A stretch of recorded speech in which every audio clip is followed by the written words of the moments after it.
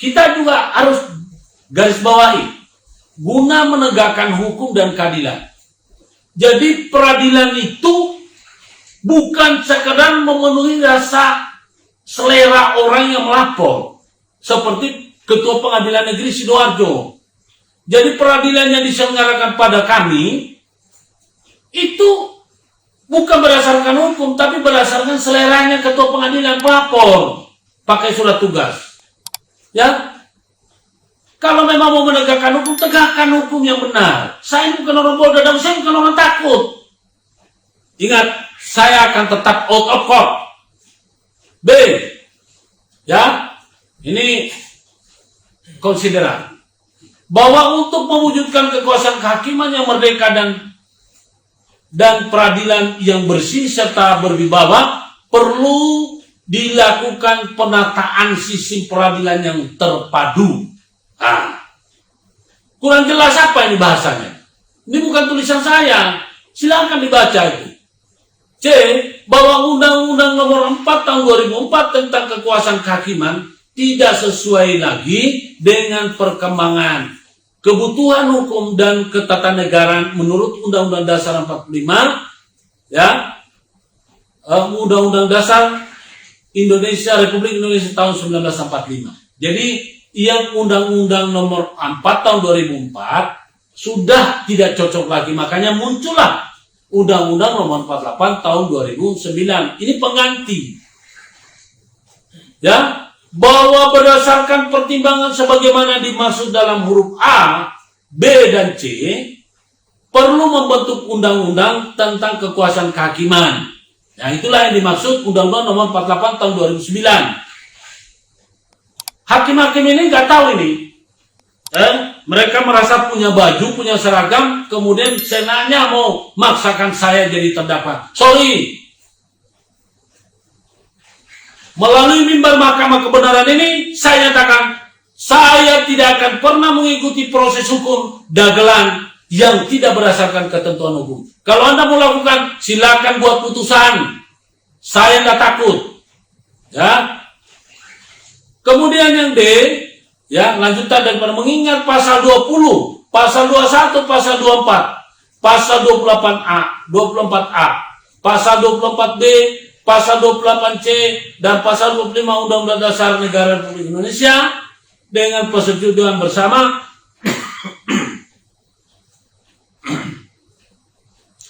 Perwakilan Rakyat Republik Indonesia, Presiden Republik Indonesia, Undang-Undang memutuskan, menetapkan Undang-Undang tentang kekuasaan kehakiman. Nah, tolong didengarin baik-baik, diamati, dicermati baik-baik.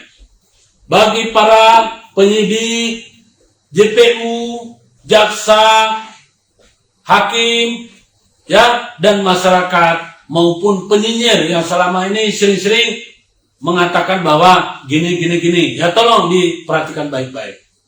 Di bab 1 ketentuan umum pasal 1. Dalam undang-undang ini yang dimaksud dengan kekuasaan kehakiman, 1, kekuasaan kehakiman adalah kekuasaan negara. Jadi hakim itu tidak boleh sekedar, oh ini begini, nggak boleh, harus sesuai. Kekuasaan negara yang merdeka untuk menyelenggarakan peradilan guna menegakkan hukum dan keadilan berdasarkan Pancasila dan Undang-Undang Dasar Negara Republik Indonesia tahun 1945 demi terselenggaraan negara hukum Republik Indonesia. Saya patuh pada apa yang dimaksudkan dengan. Saya nggak patuh pada manusia yang ingin menyelewengkannya. Ya, pasal 1 ayat 2, Mahkamah Agung adalah pelaku kekuasaan kehakiman sebagaimana dimaksud dalam Undang-Undang Dasar Negara Republik Indonesia tahun 1945. Pasal 1 ayat 3, Mahkamah Konstitusi, saya tidak perlu baca, Komisi Yudisial saya tidak perlu baca, saya mau baca adalah pasal 1 ayat 5. Hakim adalah hakim pada Mahkamah Agung dan hakim pada badan peradilan yang berada di bawahnya. Dalam lingkungan peradilan umum, ya, peradilan militer, peradilan agama, peradilan militer, peradilan tata usaha negara, dan hakim pada pengadilan khusus yang berada dalam lingkungan peradilan tersebut. Ya, sudah cukup jelas. Saya tidak perlu bacakan ayat 6-nya. Ya. Saya tidak perlu bacakan ayat 7, ayat 8 karena masalah pengadilan hakim agung, hakim konstitusi, pengadilan khusus, hakim ad hoc saya tidak perlu. Nah, sekarang bab 2. Asas penyelenggaraan kekuasaan kehakiman. Bab 2 pasal 2, peradilan dilakukan demi keadilan berdasarkan ketuhanan yang Maha Esa. Jadi, demi keadilan berdasarkan ketuhanan yang Maha Esa, tolong dicamkan baik-baik. Hakim itu harus memiliki, ya, itu demi keadilan berdasarkan ketuhanan yang Maha Esa. Saya ini dihadapkan di muka sidang tidak sesuai dengan perbuatan hukum. Ya, saya ingin supaya hakim itu menghormati hak-hak saya. Saya akan bacakan supaya paling tidak netizen dan teman-teman penggiat hukum ngerti. Ini undang-undang nggak pernah dibaca, nggak pernah ditelah. Karena kalian belum pernah jadi terdakwa. Ya. Pasal 2 ayat 2 mengatakan peradilan negara menerapkan dan menegakkan hukum dan keadilan berdasarkan Pancasila. Ini kepada saya tidak diterapkan.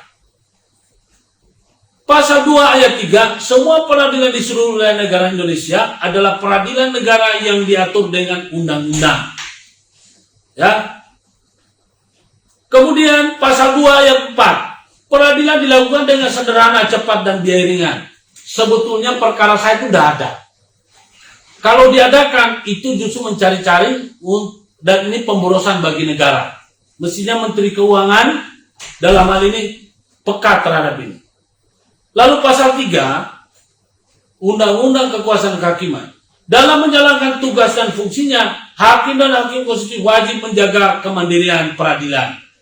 Ya, kalau ini sudah tidak mandiri. Karena kenapa? Hakim, ketua majelisnya sudah mengatakan tidak disidangkan di pengadilan itu, tapi dia paksakan teruskan. Ya, ini segala campur tangan dalam urusan peradilan oleh pihak lain di luar kekuasaan kehakiman dilarang, kecuali dalam hal-hal sebagaimana dimaksud dalam Undang-Undang Dasar 1945. Ayat 3 pasal 3, setiap orang yang dengan sengaja melanggar ketentuan sebagaimana dimaksud pada ayat 2, dipidana sesuai dengan ketentuan peraturan perundang-undangan. Ini sumir. Pidananya pidana apa? Pembuat undang-undang ini gak jelas. Ya. Kalau dipidana pakai pasal apa? Ya, saya sebagai aktivis penggiat hukum, saya pertanyakan ini. Ini pasal 3 ayat 3 dipidana dengan pasal berapa? Pelanggaran apa?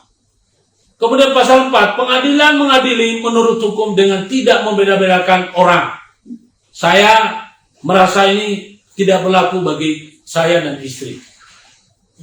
Pengadilan membantu mencari keadilan dan berusaha mengatasi segala hambatan dan rintangan untuk dapat tercapainya peradilan yang sederhana, cepat, dan biaya ringan. Ini juga tidak berlaku pada saya karena tetap dipaksakan. Ya. Kemudian pasal 5, hakim dan hakim konstitusi wajib menggali, mengikuti dan memahami nilai-nilai hukum dan rasa keadilan yang hidup dalam masyarakat. Tidak ada.